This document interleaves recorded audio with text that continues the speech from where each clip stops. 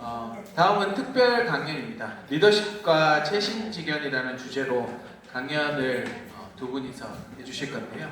이제 진행은 지금 현 회장이신 영남대학교 병원의 장배익 교수님께서 좌장을 맡아주시겠습니다. 부탁드립니다. 네, 감사합니다. 점심 식사 맛있게 하셨는지요? 저도 사실 동산병원 얘기 안 보기는 사실 두 번째인데 식당까지 하고 있는 처음 들었습니다. 그러니까 자리 잘 돼 있어서 좋았습니다. 정말 이번 시간은 스페셜 세션입니다. 두 개의 강의가 준비가 되어 있고요.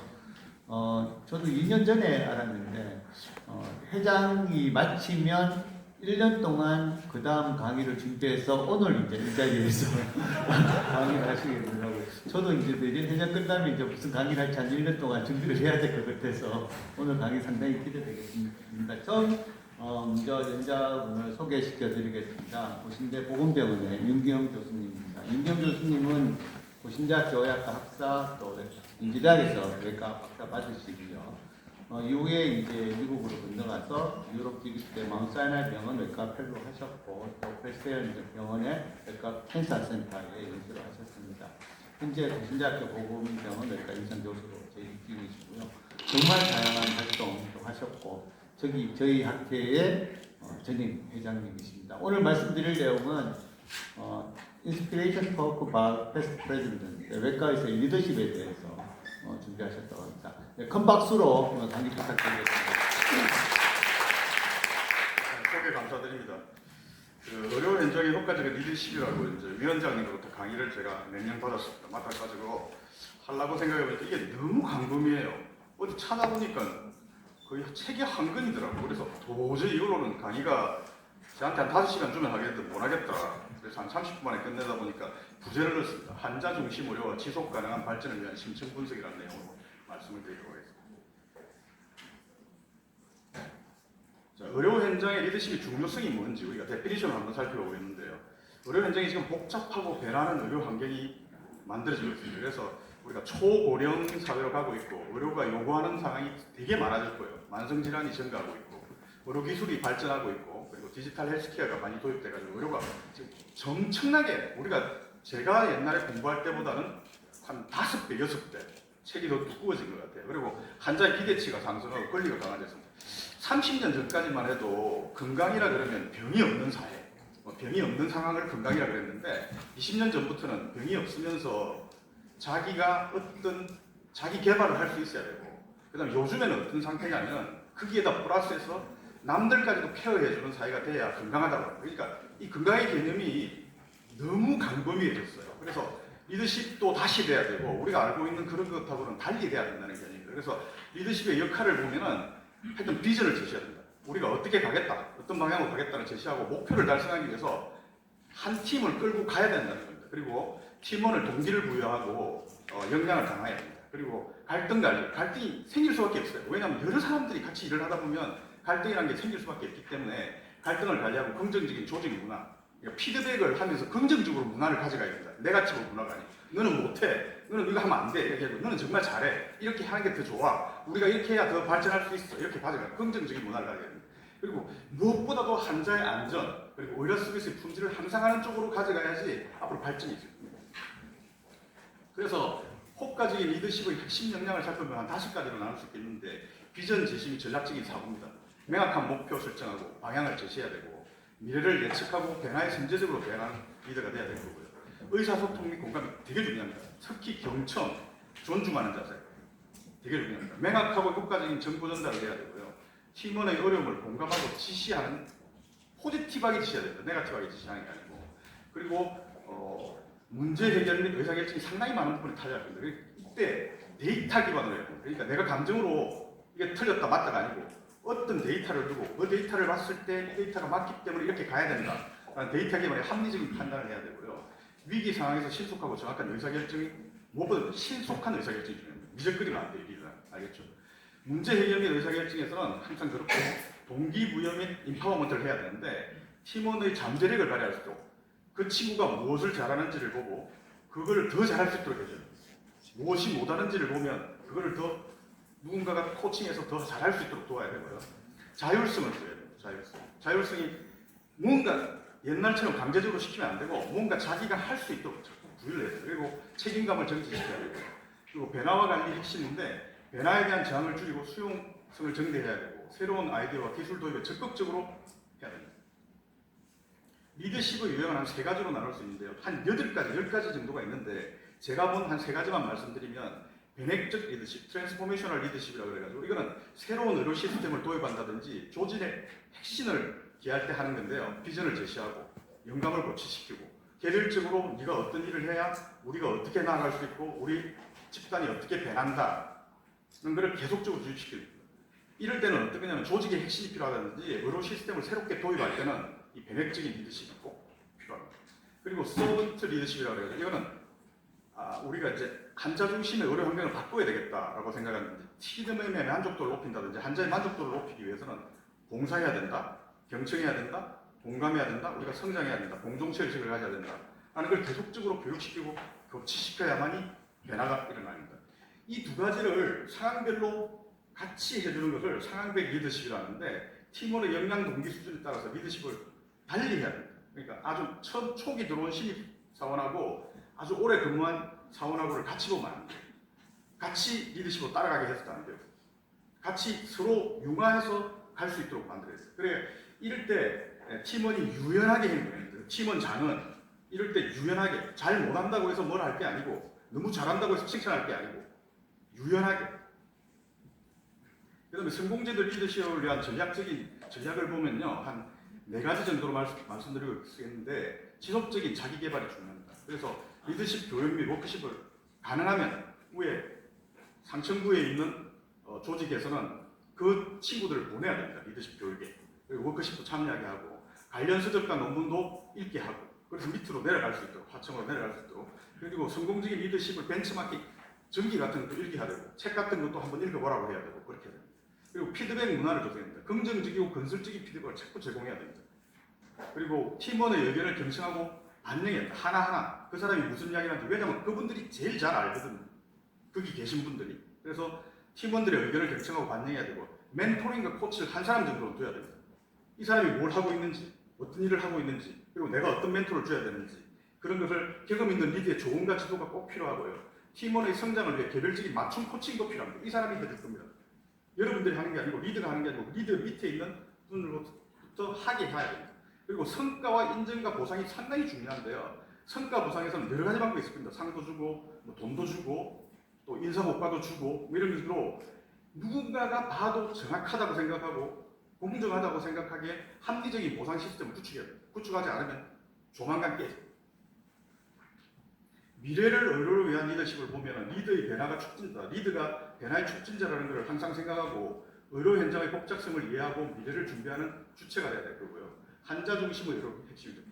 결국은 우리가 의료인이 핵심하고 리더는 환자 중심입니다. 환자를 빼고 갈 수는 없어요. 그래서 환자 중심의 의료 핵심으로 두고 리더 역량을 환자 안전교육, 의료 서비스의 품질을 높이는 쪽으로 가져가겠다라고 생각해요. 자기가 발전하는 게 아니고 환자를 위해서 내가 리더가 어떻게 행동하겠다는 것을 확실하게 보여줘야 됩니다. 밑에서. 그래 따라옵니다. 알겠죠? 그리고 지속적인 성장과 발전을 위해서 끊임없이 배우고 변화하고 더 나은 의료 환경을 만들기 위한 리더의 역할이 중요하다고 하겠습니다. 왜 의료에서 리더를 이야기하다가 왜 의료 윤리라는 핵심 원칙을 가지고 왔느냐 하면 이게 결국은 우리가 하고 있는 의료에서의 리더는 의료 윤리를 벗어날 수 없어요. 윤리를 벗어나고 어떤 다른 방향으로 간다면 그 리더는 잘못된 조직을 이끌어갈 수밖에 없는 상황으로 갈 가능성이 많아요. 왜냐하면 목표 중심적으로 일을 하다 보면 이렇게 주변이 잘 안 보이거든요. 저도 한번 경험해본 적이 있거든요.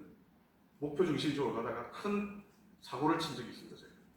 그래서 의료의 핵심 원칙은 뭐냐면 환자의 자율성, 이익 정진, 악행 방지, 정의로운 자연 배분, 핵심 메시지로 한 5가지 정도로 나눌 수 있겠습니다. 환자의 자율성은 환자의 자기결정권을 존중해야 됩니다. 이게 이 5가지가 서로 상충하는 경우가 많아요. 부딪히는 경우가. 왜냐하면 나는 이렇게 환자를 끌고 가고 싶은데 환자는 자기는 안 하겠대요. 치료의 방향에 봤을 때 내가 맞는데 환자는 못 가겠대요. 그래서 어떻게 해야 되느냐? 자기 결정권을 존중해야 됩니다. 그리고 이익정진으로 가야 됩니다. 환자가 환자의 이익을 생각해야 됩니다. 내 이익이 아니다. 돈 좀 벌겠다고 어떻게 해보다가는 난리 납니다. 알겠죠? 그래서 환자의 건강정진 및 삶의 질 향상을 추구해야 되고 악행 방지, 환자의 어떠한 해도 과하지 않아야 됩니다. 정의로운 자연배분, 이게 또 상충됩니다. 암 환자 고가 약을 한 환자한테만 쓸 것이냐, 안 그러면 이거를 아주 그 저가의 약을 여러 환자한테 쓸 것이냐, 이런 문제, 제한된 의료 자원으로 긍정하게 효율적인 배분이 필요하거든요. 그리고 핵심 메시지는 이 원칙들이 윤리적으로 딜레마를 이야기할 텐데 이 4가지나 5가지를 잘 섞어서 문제가 발생하지 않도록 해야 합니다. 의료윤리 딜레마, 금방 제가 말씀드렸다시피 의료윤리 딜레마 현상은 상당히 많이 일어납니다. 그래서 주요 딜레마를 예시해보면 금방 말씀드렸다시피 희귀질환의 고가 치료제 접근이라든지 연명치료에서 중단, 우리가 NST 팀에서도 아마 겪을 겁니다. 2주 정도밖에 생명이 남지 않은 환자한테 TPN을 하겠느냐 말겠느냐 라는 문제에 부딪히게 되는 거죠. 할지 말지. 그런 상황입니다. 이랬을 때 어떻게 하냐면 코리의 의료윤리 이론을 이제 도입하게 됩니다. 상황의 특수성을 고려한 유일한 판단이 필요하다는 겁니다. 그리고 의료법을 기초해야 됩니다. 법을 벗어날 수는 없기 때문에 도덕이나 의료법을 기초로 해서 윤리 원칙의 법적인 뒷받침을 받아서 자기 결정권과 의료 과실에 대한 문제를 생각하면서 결정을 내려야 되겠죠, 의료인들은. 그리고 최근 윤리적인 이슈는 환자 중심의 강화와 정의로운 자원 배분의 필요성이 정대하고 있다는 내용입니다. 그리고 이것을 사례 분석해서 여러 가지 사례들을 제가 예시할 수 있을 겁니다. 이건 나중에 한번 토론해서 했으면 좋겠어요.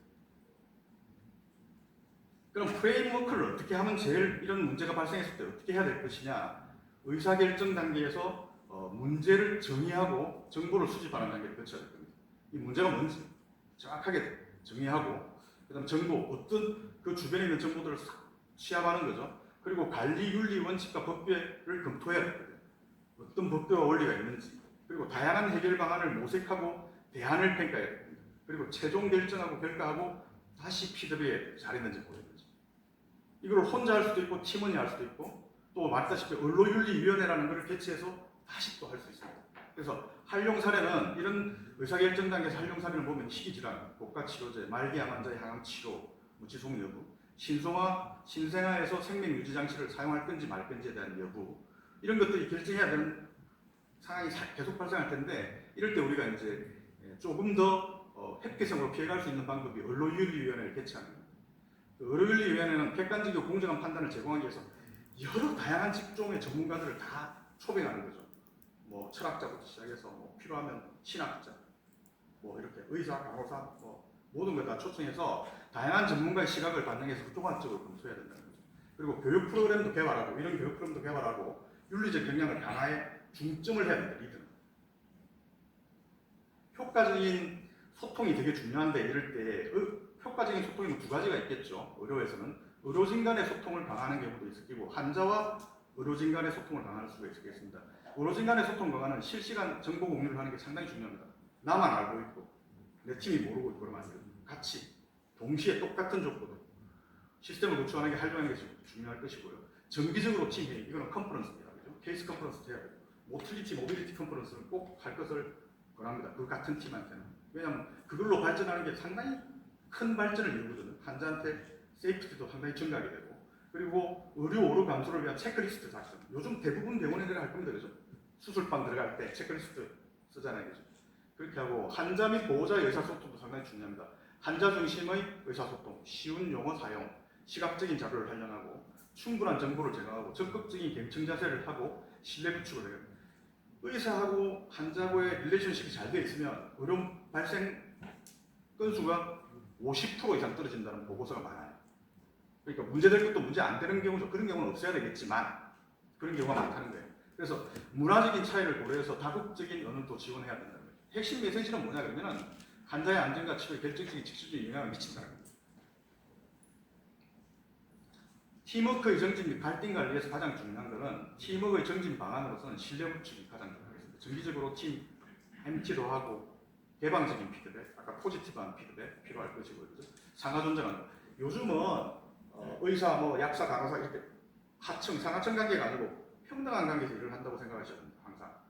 그리고 각종 간의 역할 정의, 그다음 책임 분담 이런 걸 명확하게 하셔야 되고요. 공동 목표를 설정해야 됩니다. 환자 중심의 공동 목표를 설정하고 달성하기 위해서 노력하셔야 됩니다.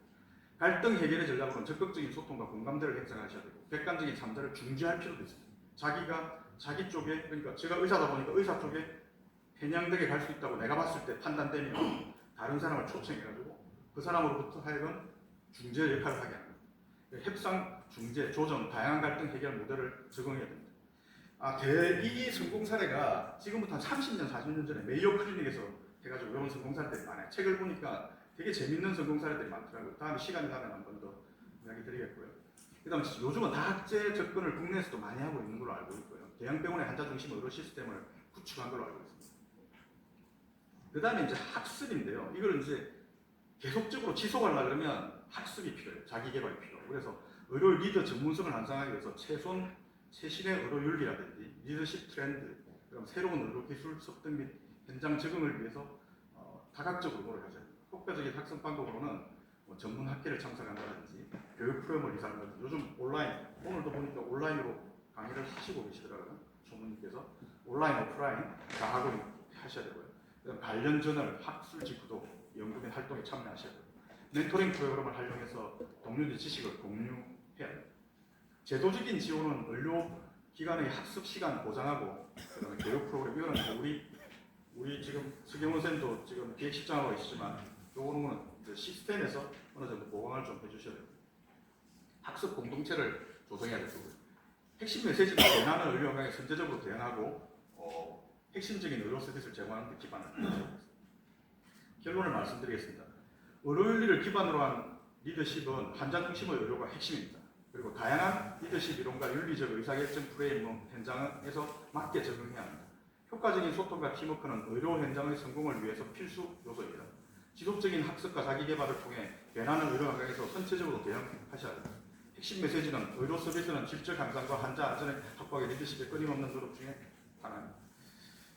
이제 끝으로 제가 좋아하는 말씀을 하나 드리겠습니다. 제가 징기스칸의 말을 항상 좀 인용하는데 아시는 분은 아시고 모르실 분은 모르실 텐데 징기스칸이 어떤 사람인 줄 알 겁니다. 그죠? 몽골에서 태어나서 정말 가난하고 어려운 환경에서 태어나서 전 유럽을 그냥 지배했던 거의 뭐 리더십의 최강자라고 저는 생각하는데 그분이 어떤 말씀을 하셨냐 그러면 혼자 꾸는 꿈은 꿈이고 집단이 꾸는 꿈은 현실이라고 해요. 이게 리더십의 그냥 답니다. 다 내가 봤을 때 그냥 핵심이에요.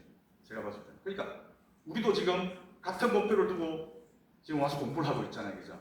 같은 목표를 두고 환자를 잘 보겠다. 환자의 뉴트리션에 대해서 내가 끝까지 책임지고 내가 결판을 보겠다는 생각을 가지고 있잖아요. 그죠? 그래서 저는 이 말을 저의 운명으로 삼았었거든요. 지금까지. 혼자 꾸는 꿈은 꿈이고 집단이 꾸는 꿈은 현실로 다가온다.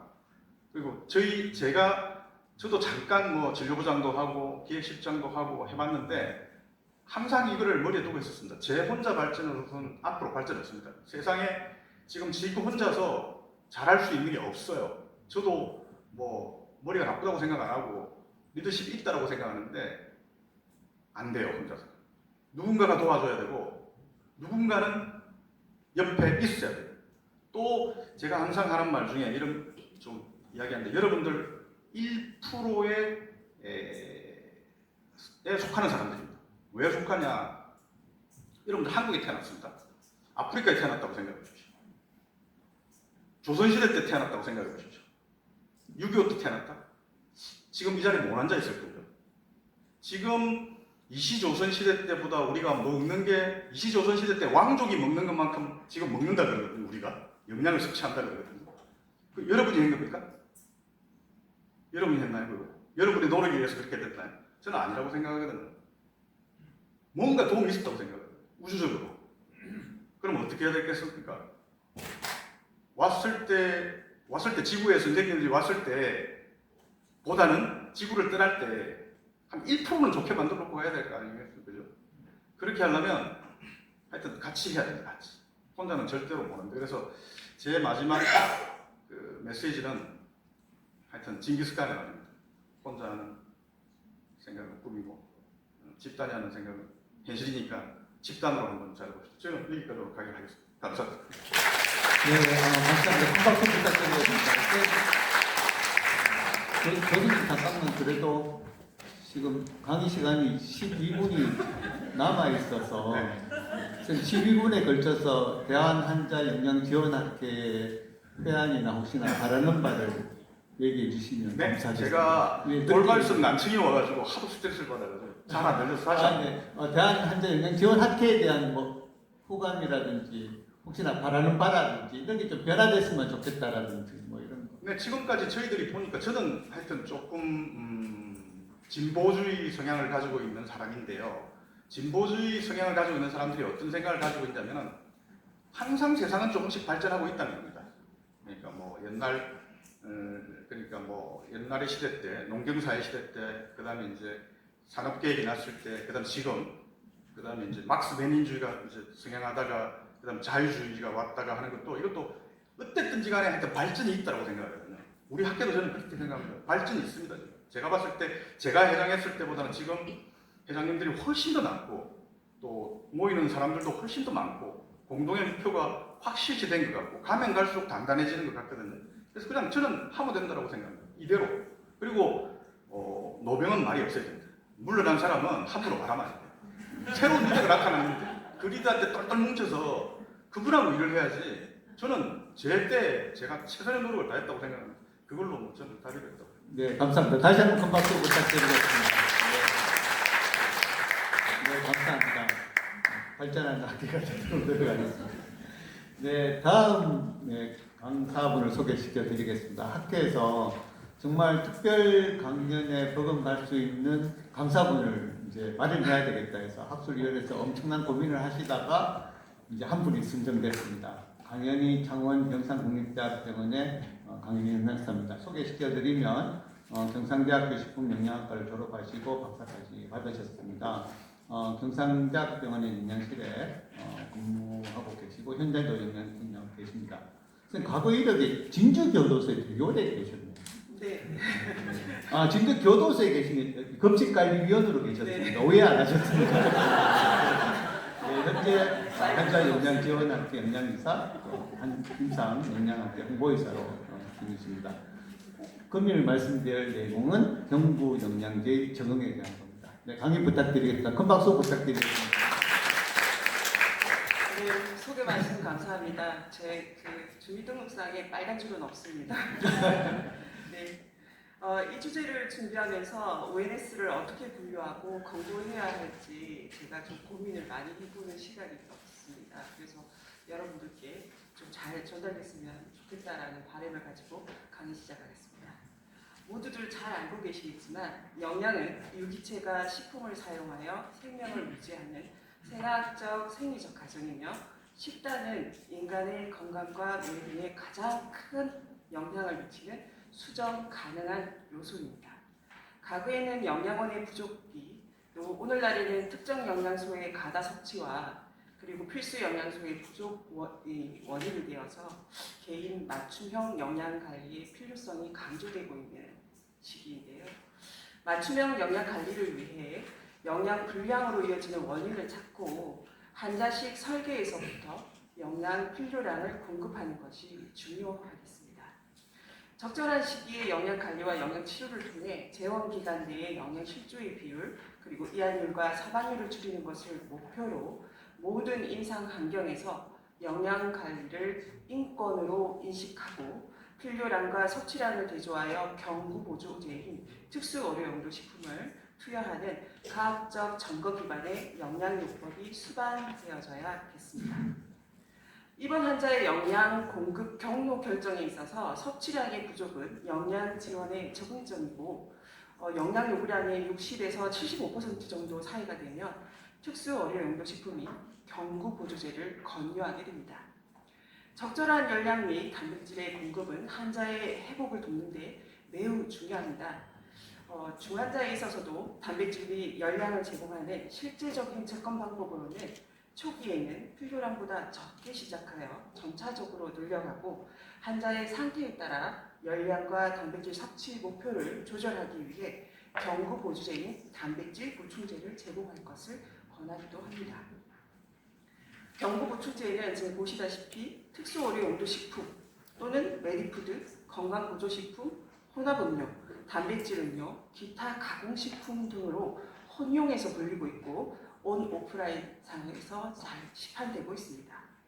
식품 공정 해설서를 보시면 식품 유형의 분류 흐름도에서는 경구 보충제인 특수 의료 용도 식품을 세 번째로 세분화하고 분류하고 있고 환자를 대상으로 하는 한자용 식품 또는 메디칼 푸드, 메디푸드라고 의미하고 있습니다. 메디칼 푸드는 시장 규모가 23년에 241억 달러에서 24년에는 255억 달러로 증가하였고 특히 오른쪽의 가정 간편식이 크게 증가하고 있는 추세입니다. 인구의 고령화는 비단 우리나라의 문제만은 아닐 텐데요. 전 세계적인 추세이고 당뇨, 고혈압, 심혈관 질환과 같은 만성 질환의 유병률도 증가하고 있는 추세에 있습니다. OLS는 다양한 형태로 출시되고 있는데요. 주스나 파우더 형태의 OLS는 편리성과 소비의 용이성으로 선호가 높은 편입니다.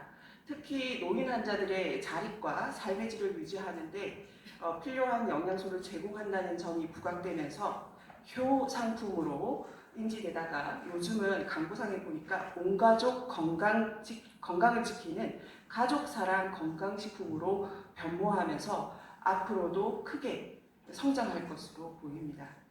과거 OLS가 한자식이나 병원식의 B2B 비즈니스였지만은 지금 현재는 일반인을 대상으로 하는 B2C의 시장이 본격화되어지고 있습니다. 이미 CJ나 아워홈, 그리고 대상 웰라이프, 현대 그린푸드, 신세계푸드, 매일유업 등의 식품 대기업들이 일제히 OLS 메디푸드 시장으로 뛰어들었고 최근에는 야구르트 아줌마라는 배달 서비스의 조직망을 갖춘 한국 야구르트가 이 시장에 입문하면서 특수 어류 용도 식품에 큰 변화를 가져올 것으로 기대되어집니다. 특수 어류 용도 식품은 섭취, 소화, 흡수, 대사 능력에 대한 질병, 수술 등 생리적으로 특별히 다른 영양 요구량을 가진 사람들의 영양 공급을 위한 식사를 대신할 목적으로 제조, 가공한 식품이라고 정의하고 있습니다. 의학적 판단이 반영된다는 공통적인 부분은 있지만 메디푸드와 특수 어류 용도 식품을 혼용해서 사용 중에 있으며 특수 어류 용도 식품은 환자의 식사를 대체하는 목적의 식품입니다. 그리고 질병의 예방, 치료, 경감을 목적으로 하는 의약품과 건강기능식품을 포함한 메디푸드는 엄연한 차이가 존재한다는 부분을 주시하셔야겠습니다. 식품의약품안전처 고시 내용에서 표준형과 맞춤형 영양조제식 그리고 식단형 식사관리식품으로 세분화하고 있는데요. 이 분류체계는 2018년에 식품의약품안전처에서 신설하였으며 22년에 1개의 대분류와 3개의 중분류, 13개의 개정으로 개정되었습니다.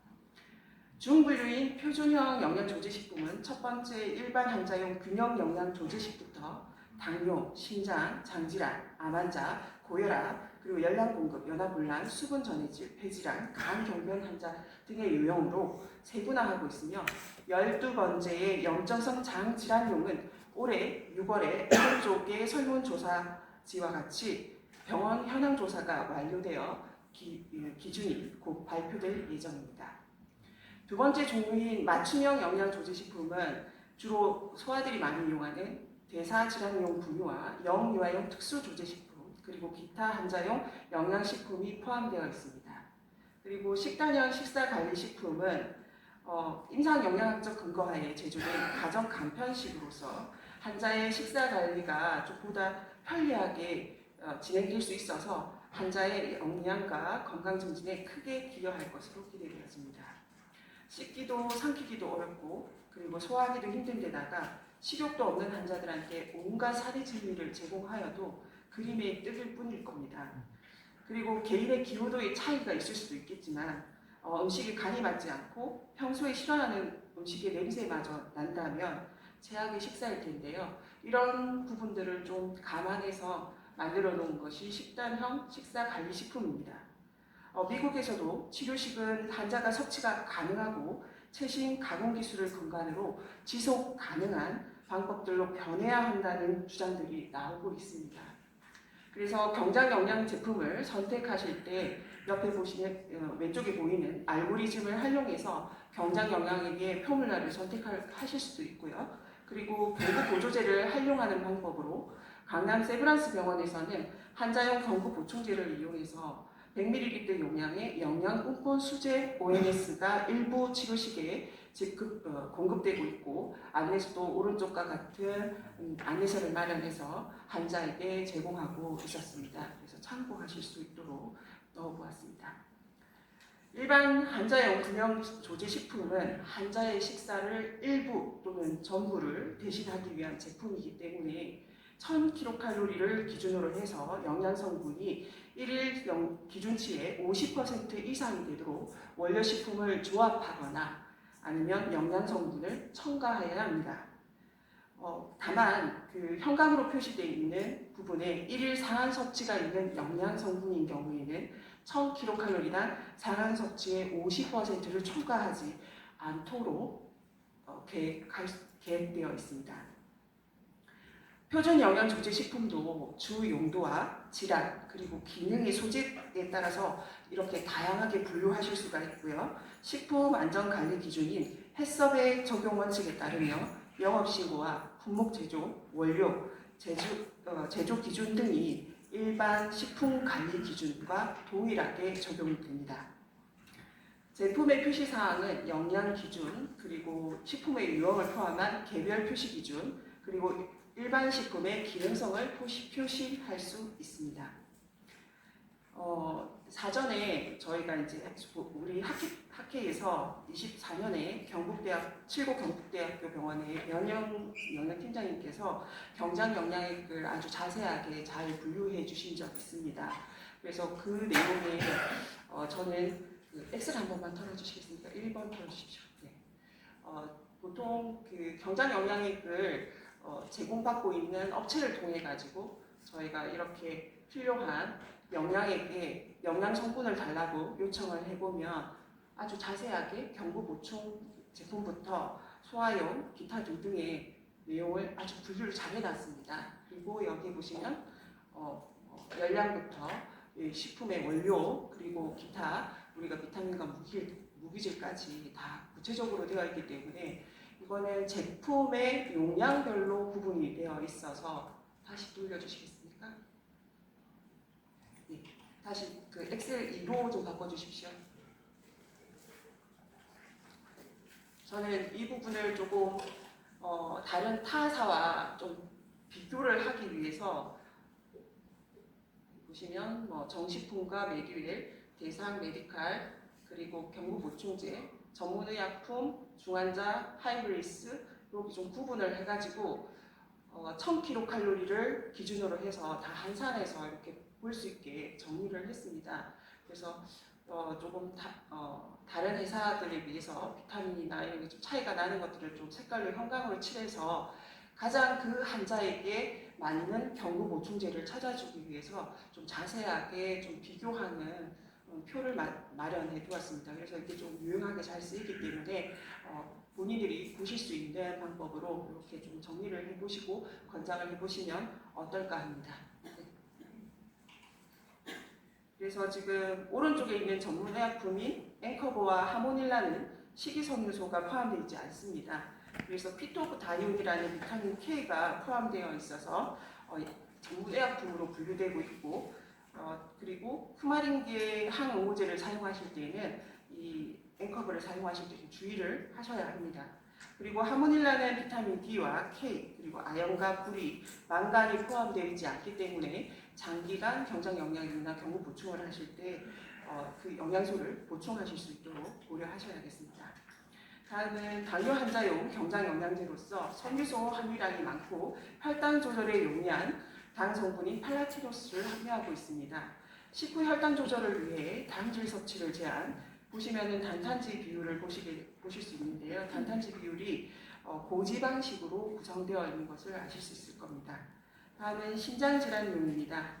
칼륨과 이는 제한하는 반면에 칼슘은 강화된 제품이고 투석용과 비투석용으로 단백질 함유량이 다르게 되어 있습니다. 참고하시고 기존에는 당뇨가 있으면서 신기능이 떨어진 환자들한테는 신장용 제품을 준다거나 아니면 당뇨 환자용 제품을 사용하였지만 열량 과다, 부적절한 탄수화물의 사용, 칼륨과 인의 함량, 수분 함량에 문제가 있어서 이를 개선할 수 있도록 요즘 새로 출시된 당뇨병 심질환용의 당플랜 키드니가 출시되어 좀 저희 병원에서도 도입되어서 사용되고 있습니다.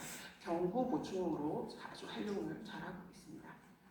여기 보시면은 2000kcal 기준으로 당뇨병 심장용과 일반용 그리고 당뇨형 심장 비투성용의 일일 그 영양 성분 비교표가 있으니까 참고하셔서 환자에게 맞는 것을 권유하실 수가 있을 것 같습니다.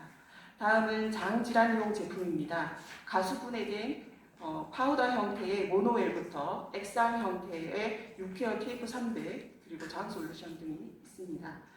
단백질은 가수분해된 형태 또는 유리 아미노산의 형태의 원료를 이용하여 MCT의 비율을 높여서 소화 흡수가 용이하도록 설계되어져 있습니다.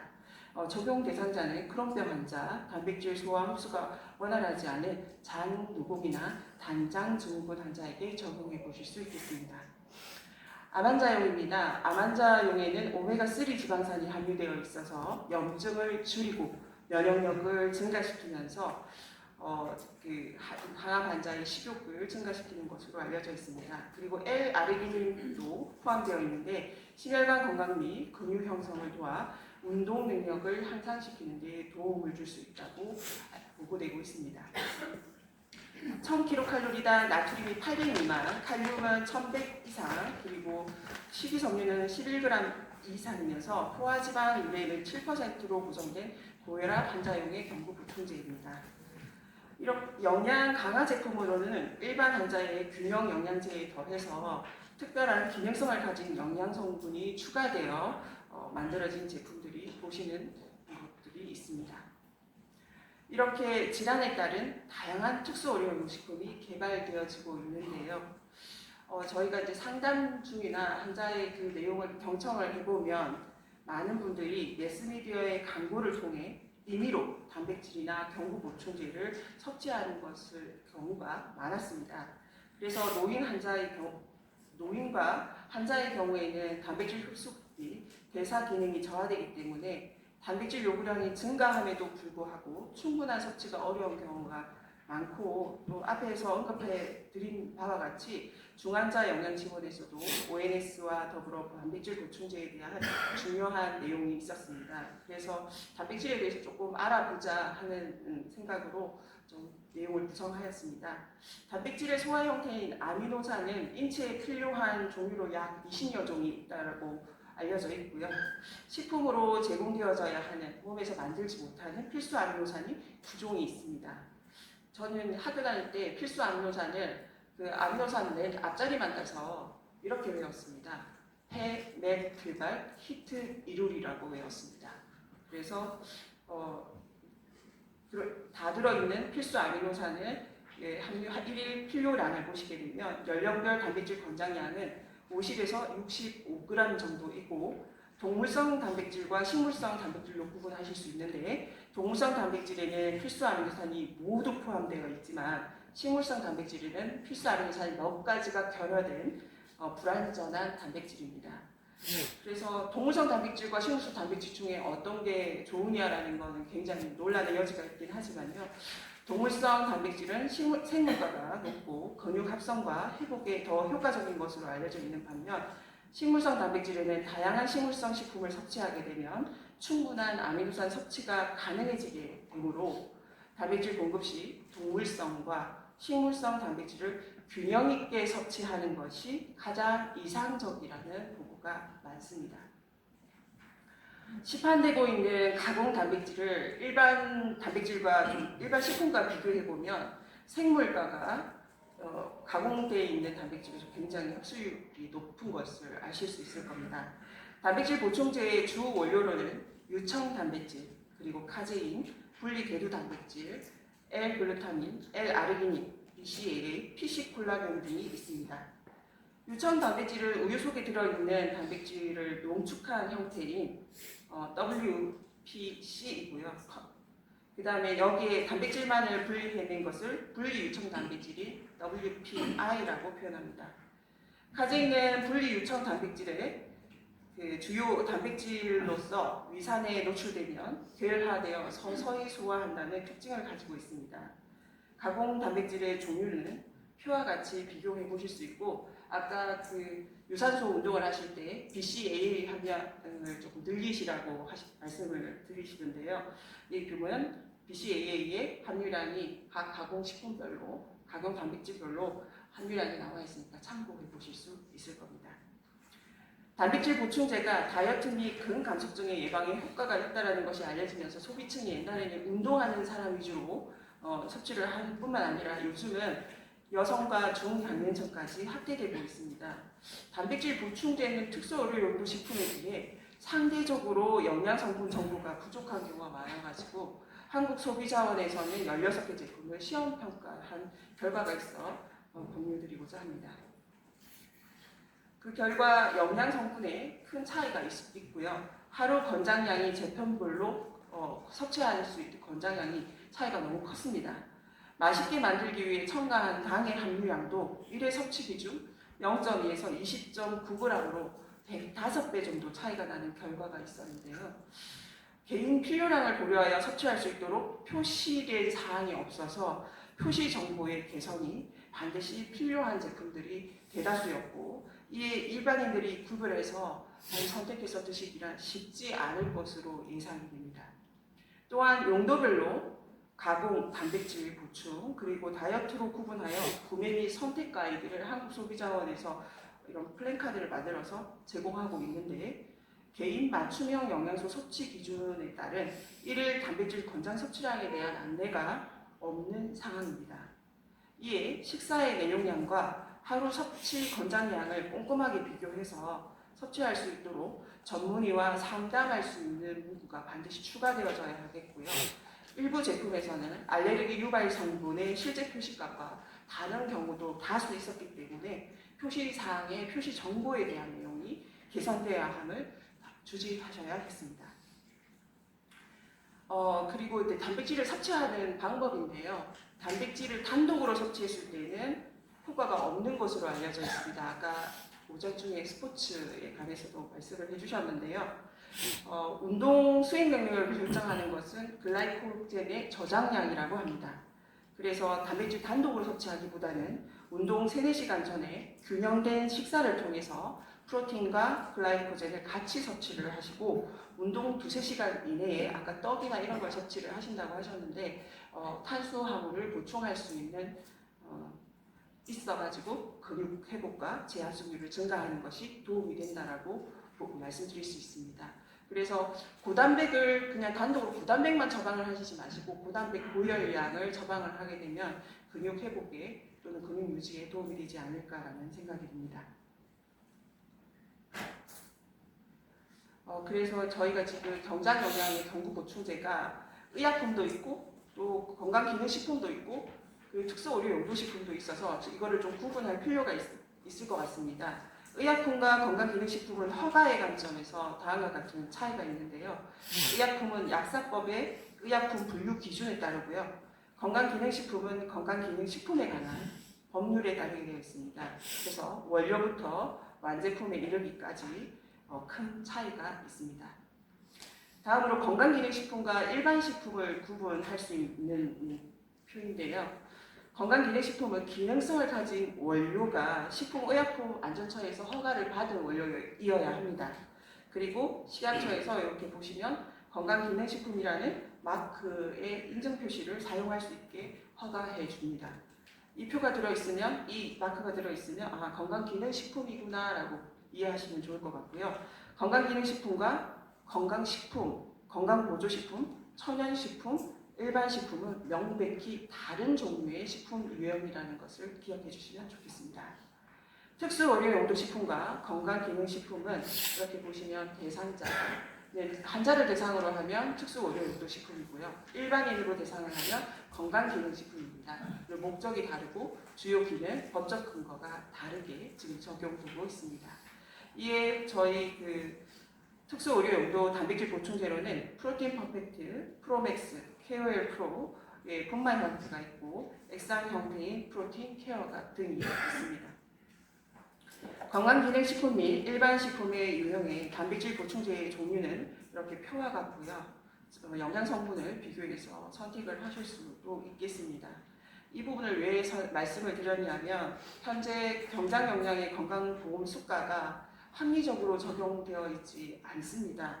그렇다 보니까 다양한 임상 상황에서 그리고 환자의 경제적인 상황에 따라서 개별 맞춤형 특수 의료 용도 식품을 적용하기는 쉬운 게 아닐 수밖에 없을 텐데요. 이에 경장 영양 전문 의약품과 처방했을 때도 비교해 보면 환자가 개인적으로 사서 먹어야 되는 상황이 있기 때문에 이런 부분들의 것들을 좀 문제를 해결하기 위해서 경장 영양 전문 의약품과 특수 의료 용도 식품의 통합된 법제화와 그리고 건강보험 관련 법규 개정이 필요한 상황입니다. 마지막 슬라이드입니다. 제품 사용 시의 고려 사항의 주의점은 많은 내용이 있지만 무엇보다 중요한 것은 환자별 필요량에 따라 용량, 섭취 시기, 섭취의 목적, 그리고 섭취의 방법, 개인 맞춤형으로 일일 섭취량에 따라 조절할 필요가 있다는 것입니다. 그래서 환자분이 잘 선택해서 드실 수 있도록 좀 많은 정보를 보고 그 부분에 대해서 우리가 전문적인 식견을 가지고 선택을 권장할 수 있는 그런 시간이 되셨으면 좋겠습니다. 감사합니다. 네, 정말 잘 몰랐던 부분도 꼼꼼하게 잘 살펴주셔서 다시 한번 감사드립니다. 혹시나 자중에 궁금한 내용이나 질문 있으시면 선생님 도망가지 마시고 잠깐만요. 사실 아까 저 강의 내용에 선생님이 상황에 따라서 전문의와 상의를 하라고 얘기하시는데 사실 전문의 저도 이런 오라서 풀리면 너무 많아서 뭐를 권유할지는 사실은 되게 조금 그에 대한 정보가 많지 않은데요. 사실 이제 제가 처방할 수 있는 약은 되게 한정적이거든요. 뭐 앵커버나 뭐 하모니나 이런 걸 처방할 수 있고 나머지 약은 그냥 환자가 스스로 하거나 영양사분이 이렇게 뭐 환자분한테 리코멘트 해야 되는 이런 상황이죠. 뭐 좀 어떻게 하면 좀 많이 좀 홍보할 수 있을까요? 선생님 생각은 좀 어떠세요? 일단 지금 시장이 굉장히 커지면서 다양한 종류의 제품들이 너무 한꺼번에 많이 쏟아지고 있는 게 현실입니다. 그래서 항상 영양사 선생님들께서 그런 새로운 신제품에 대해서 조금 관심을 많이 가져서 제가 아까 표를 일부러 엑셀표를 일부러 보여드렸는데요. 그 엑셀표에다가 좀 정리를 좀 해주셔서 다른 지금 이 새로 나온 제품들의 특징이 뭔지를 좀 파악을 해주시고 그 부분에 대해서 이 NST 다학제에 계시는 직종 간의 공유를 통해서 이런 제품들도 있구나라는 부분들에 대한 것들을 좀 미리 좀 사전에 했으면 공부를 좀 했으면 하는. 네, 간단하게 질문 좀 부탁드리겠습니다. 네. 마이크 좀 부탁드릴까요? 요 앞에 마이크 이용하셔도 될 것 같은데. 네, 크게 하겠습니다. 네. 강의 잘 들었습니다. 궁금한 사항은요. 지금 나와 있는 제품들이 보니까 대부분 영양적인 관점에서만 주로 이렇게 리스트업이 되어 있더라고요. 그냥 거기에다가 이렇게 우리가 지금 식약청에서 인정해주는 19종의 유산균이 만약에 들어갈 경우 허가적인 관점에서는 어떤가요? 건강기능식품에 해당 식품은 아마 들어갈 수 있을 것 같은데 이제 아마 특수 의료용 식품 같은 경우에는 별도의 임상을 아마 해야 될 것 같은데 어떻게 생각하세요? 그게 별도의 임상이라기보다는 그 제조 기준을 식약처에서 제시를 합니다. 그래서 제조 기준에 맞게끔 조제가 되어 있으면 허가를 해주는 걸로 알고 있고 그 제조 기준을 아까 12번째 염전성 장질환이 올해 그 설문을 통해서 많은 내용을 좀 조사를 하셨습니다. 그래서 또 여러 번의 그 전문가들이 주로 식품영양학과 교수님들하고 내과 교수님들하고 아마 모여가지고 한 대여섯 번의 회의를 거쳐서 조제 기준을 마련하는 것으로 알고 있습니다. 감사합니다. 네, 감사합니다. 큰 박수 부탁드리고요. 다음